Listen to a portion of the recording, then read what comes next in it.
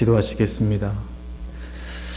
하나님 아버지, 이 부족한 종이 다시 주의 단에 섰사오니 저는 감추어 주시고 오직 성령께서 교회에게 하시는 그 말씀을 듣게 하여 주시옵소서. 참으로 부족한 사람입니다. 주의 성령을 덧입혀 주시지 아니하시면 주의 말씀 온전히 전할 수 없사오니 성령 충만한 이 시간 되게 하여 주시옵소서. 예수님의 이름으로 기도합니다. 아멘.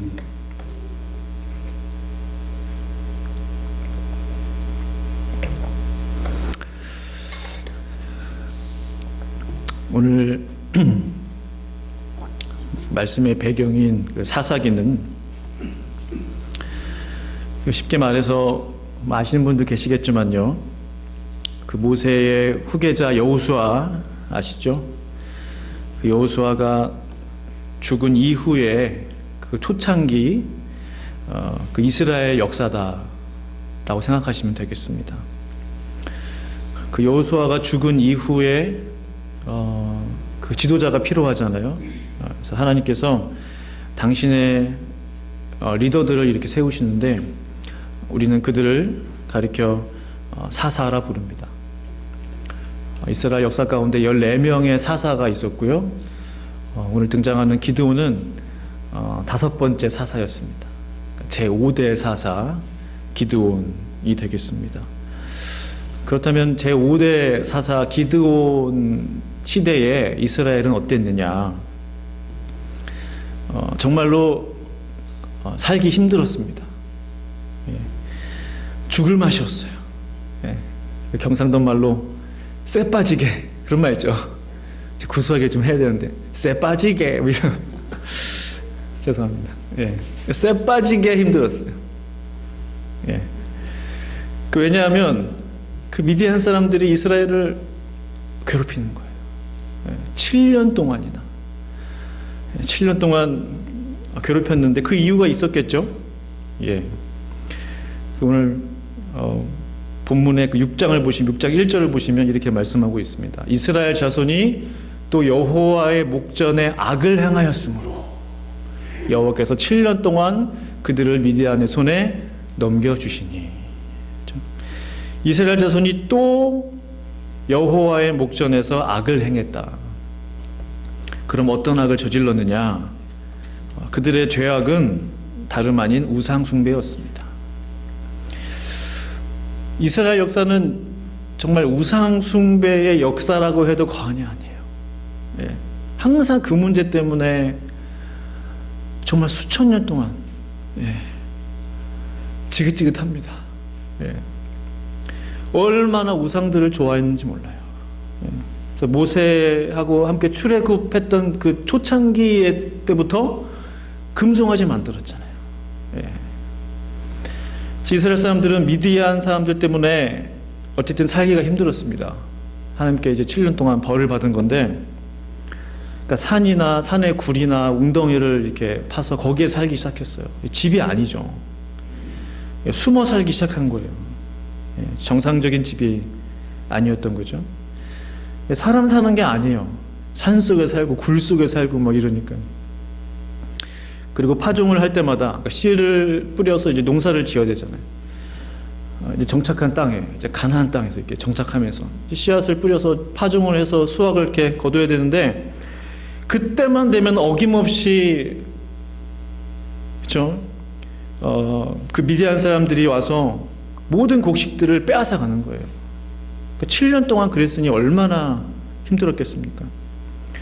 사사기 6장 3절 4절에 이렇게 말씀하고 있죠. 이스라엘이 파종할 때면 미디안과 아말렉 동방 사람들이 치러 올라와서 진을 치고 가사에 이르도록 토지소산을 멸하여 이스라엘 가운데 먹을 것을 남겨두지 아니하며 양이나 소나 나귀도 남기지 아니하니. 이스라엘 땅에 먹을 것이 없었습니다. 파종도 제대로 못하게 방해를 했어요. 심지어 양이나 소, 나귀들도 모조리 끌고 갔습니다. 그래서 아무리 많이 심으면 뭐예요? 다 훔쳐가는데. 아무리 풍년이면 뭐합니까? 다 걷어가는데. 아무리 돈을 많이 벌면 뭐합니까? 다 새는데. 아무리 우리가 성공을 하고 이 땅에서 잘 되면 뭐합니까? 하나님이 지켜주시지 않으시면 아무 소용이 없구나. 그 교훈을 우리가 발견할 수 있는 거죠. 많이 번다고 그 번 게 다 내 것이 되는 게 아니에요. 대풍년을 맞이했다고 그 모든 곡식들이 그들의 이스라엘 백성들의 것이 되지 않았다는 거죠. 하나님이 지켜주시지 않으시면 다 빼앗깁니다. 지금 기드온 시대가 그 7년 동안 그런 모습인 거예요. 이 역사는 하나님의 역사였습니다. 하나님이 디자인하신 지금 역사예요. 우리가 지금 이 성경을 통해서 보고 있죠. 이스라엘 땅에 먹을 것이 없게 하신 것은 하나님의 계획입니다. 왜 이렇게 하셨죠? 정신 차리라는 거죠. 너희가 섬길 신은 저 우상이 아니라는 거예요. 아모리 족속들이 섬기는 그 바알과 아세라가 아니라는 거예요. 나 여호와 하나님인 것을 기억하라는 거예요. 너희를 이집트에서 종살이에서 구원해낸 신이 누구냐는 거죠. 저 말 못하는 바알과 아세라 그들이냐? 아니지 않느냐? 나 여호와 하나님이지 않냐? 그 말씀을 지금 하시는 것이죠. 이스라엘 사람들이 정말 죽기 일보 직전이었나 봐요. 사사기 6장 6절에 이렇게 말씀하죠. 이스라엘이 미디안으로 말미암아 궁핍함이 심한지라 이에 이스라엘 자손이 여호와께 부르짖었더라. 그때 바로 하나님을 찾기 시작한 바로 그때 여호와 하나님께서 이제 응답하기를 시작하십니다. 이스라엘 자손에게 선지자를 보내주세요. 이스라엘 자손이 하나님께 부르짖었으므로 선지자를 보내주신 거예요. 기도했으므로 응답하시는 거예요. 그렇다면 하나님의 그 응답은 무엇이었습니까? 선지자를 통해서 보내셔서 하셨던 첫 메시지는 뭐였나요? 갑자기 미디안 사람들이 순한 양처럼 막 변했거나 아니면 하늘에서 먹을 것이 떨어졌거나 그런 역사들이 일어나지 않았어요. 메시지가 임했다는 거예요. 메시지가.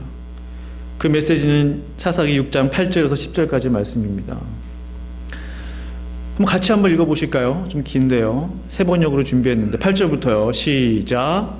주님께서 이스라엘 자손에게 한 예언자를 보내어 말씀하셨다. 나 주 이스라엘의 하나님이 말한다. 바로 내가 너희를 이스라엘.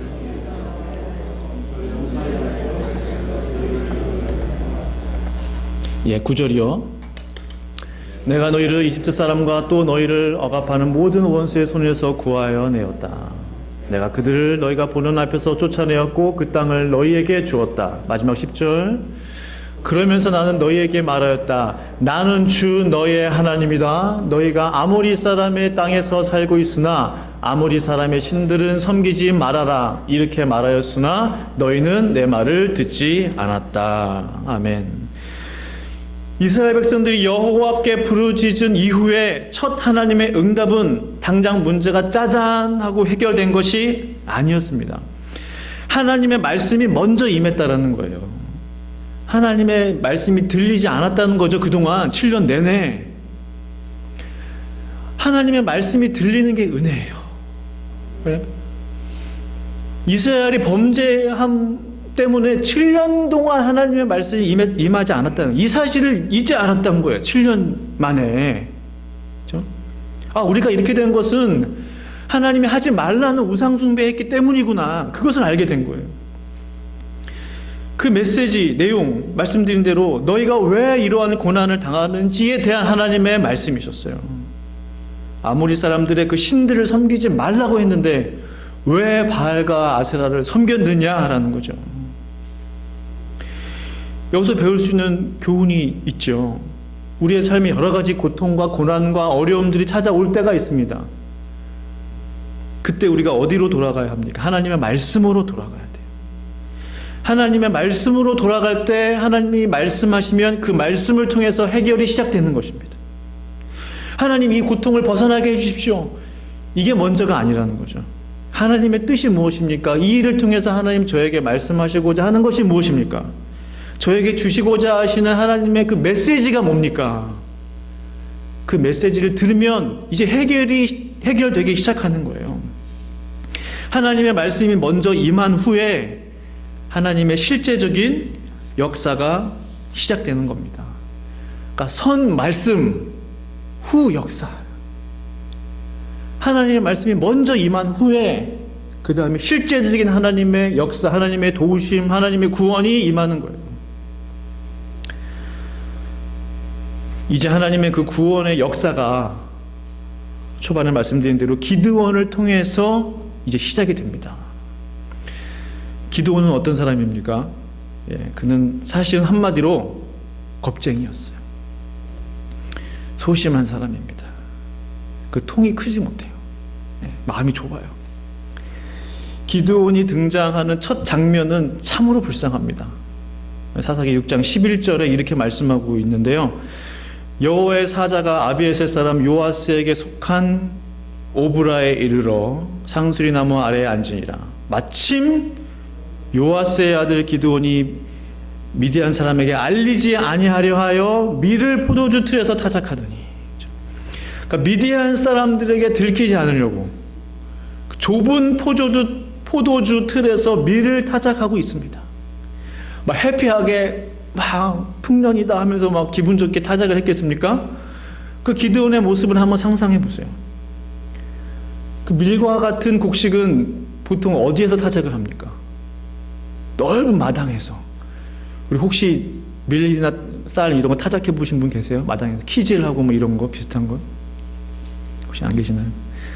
넓은 마당에서 바람이 통하는 그런 곳에서 하잖아요. 근데 기드온은 지금 혼자서 숨어서 그 좁은 포도주 만드는 그 틀 안에서 곡식을 타작하고 있어요. 타작하면서 이런 생각을 했을 거예요. 내가 언제까지 이렇게 살아야 되나? 내가 언제까지 이렇게 숨어서 일을 해야 되나? 신세 한탄을 하면서 했을 겁니다. 그 근심에 쌓인 그 피곤에 쩔은 기드온의 얼굴을 한번 상상해 보세요. 그런데 바로 그때 하나님의 역사하시면 참 신기하고 이해할 수가 없어요. 지쳐가지고 내가 이 모양 이 꼴로 막 이러고 있는데 그때 하나님의 천사가 그 앞에 나타나요. 가장 연약한 모습으로 있을 때, 가장 지쳐 있을 때, 가장 창피할 때, 부끄러울 때 나타나서 뭐라고 말합니까? 여호와의 사자가 기드온에게 나타나 이르되 너 여기서 뭐 하고 있냐? 부끄럽게 숨어서 뭐 하고 있냐? 이게 아니었어요. 너 하나님의 큰 용사야. 이게 무슨 황당한 말씀. 큰 용사여 여호와께서 너와 함께 하시도다. 큰 용사여. Mighty warrior. 한국말보다 더 다가와요. 어감이. Mighty warrior. The Lord is with you. 기도는 깜짝 놀랐을 거예요. 아니 웬 자다가 봉창 두들기는 소리냐 하면서. 제가 무슨 용사의 용사는 누구신지 모르겠지만 제가 무슨 용사입니까? 지금 제 꼴을 보시라고요. 제 모습을 보세요. 제가 얼마나 초라한 모습인지 저의 무능함을 보시라고요. 저의 나약함을 보시라고요. 그리고 이렇게 말을 이어요. 13절 보시면, 성경을 보시면 아시겠지만 하나님이 우리 이스라엘을 버리셨잖아요. 지금 그래서 이 미디안 사람들이 우리를 괴롭히고 있잖아요. 하나님의 기적은 어디 갔습니까? 하나님이 이집트 땅에서 우리를 구원하내신 그 기적들은 어디로 갔습니까? 우린 버림받았어요. 하나님, 우린 버림받았다고요. 천사가 대답합니다. 내가 가서 너의 힘으로 이스라엘을 미디안 손에서 구원하여 내라. 내가 너를 보낸다. 기드온은 말도 안 된다고 반문합니다. 사사기 6장 15절 이렇게 이야기하죠. 기드온이 주님께 아뢰었다. 감히 여쭙습니다만 내가 어떻게 이스라엘을 구할 수 있습니까? 보시는 바와 같이, 그렇죠? 내 꼴을 보시는 바와 같이 그 얘기잖아요. 나의 가문은 므낫세 지파 가운데서도 가장 약하고 또 나는 아버지의 집에서도 가장 어린 사람입니다. 이 구절을 우리말로 풀으면 무슨 말이에요? 아시잖아요. 네? 우리 집안이 어떤 집안인지. 별 볼 일 없는 집안이에요. 자랑할 거 없어요. 내세울 거 없어요.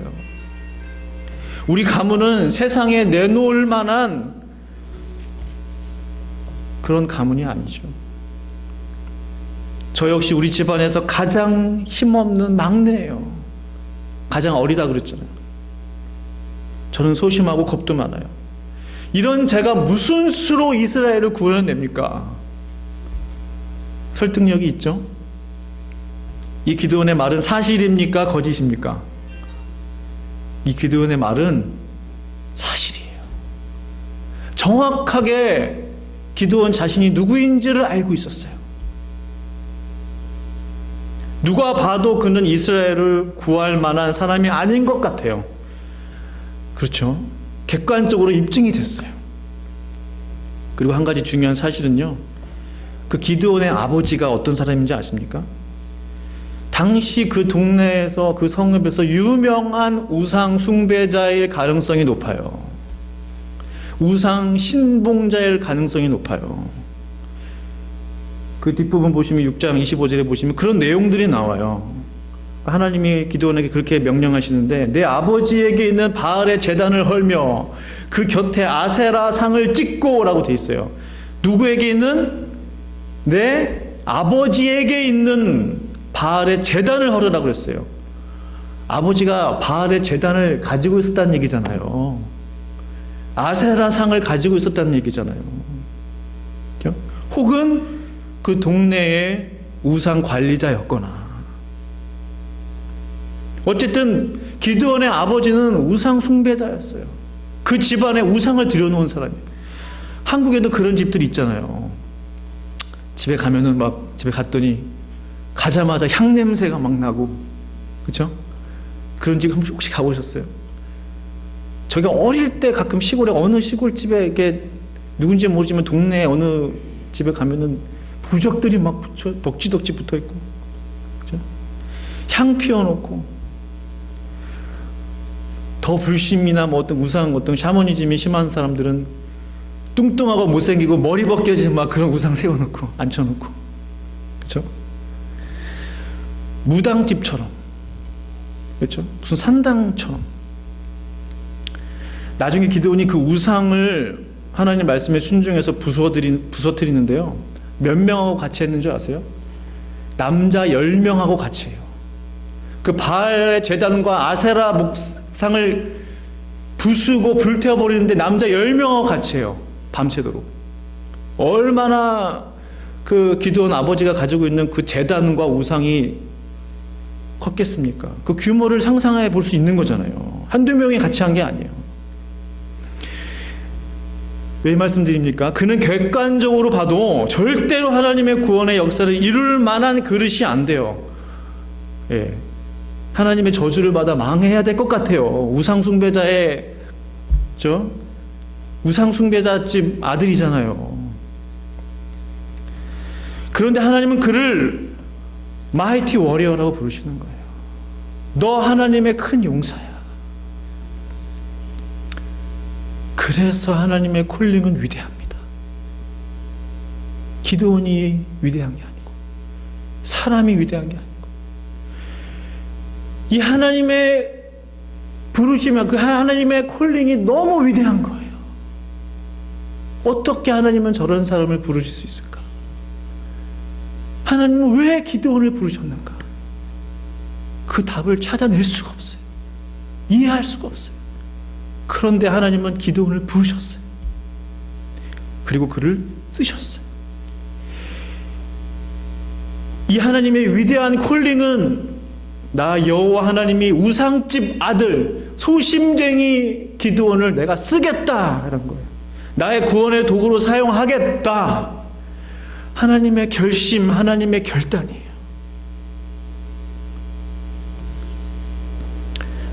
그리고 이렇게 말씀하시는 거죠. 6장 16절에 주께서 이렇게 말씀하세요. 반드시 내가 너와 함께 있을 것이다. 약속해 주시는 거예요. 네가 미디안 사람들을 마치 한 사람을 쳐 부수듯이 쳐 부술 것이다. 한 사람 치듯이. 한 사람 치듯이. 성경 뒷부분을 보시면요, 그 당시 미디안 군대가 몇 명이나 됐는지 아세요? 뭐 몇십 명, 뭐 몇백 명 단위가 아니에요. 13만 5천 명입니다. 13만 5천 명. 그런데 하나님은 기드온에게 그들의 군대는 13만 5천 명이 아니라 단 한 사람이라고 말씀하시는 거예요.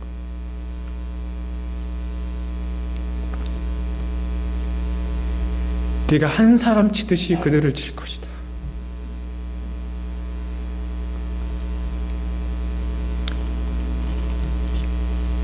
이 말은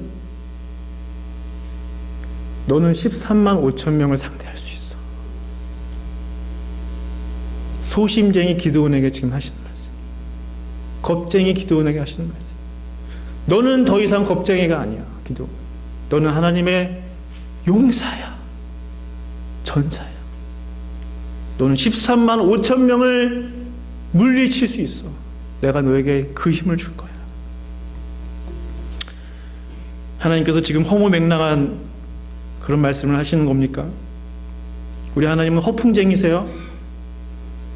우리 하나님은 이상주의자이십니까? 절대로 이룰 수 없는 꿈을 마음에 막 부풀게 해가지고 막 그런 분이세요? 저는 그 13만 5천 명을 상대하게 해주겠다, 이 말에 혹한 게 아니에요.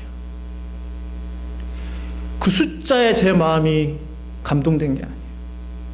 우리 하나님의 크심과 우리 하나님의 위대하심과 우리 하나님의 부르심의 그 놀라우심에 감동한 것. 우리 하나님 정말 대단하신 분이다. 정말 위대하다.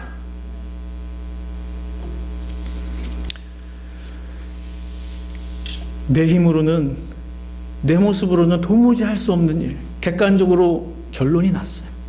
계산 두들겨 보면 다 나와요. 그렇지만 우리 하나님이 함께 하시면 불가능한 일은 없는 줄로 믿습니다. 우리 하나님이 함께 하시면 13만 5천 명이, 그럼 15만 명은 안 되겠어요? 200만 명도 상대할 수 있는 힘을 주시는 거예요. 언제요? 우리 하나님이 함께 하실 때.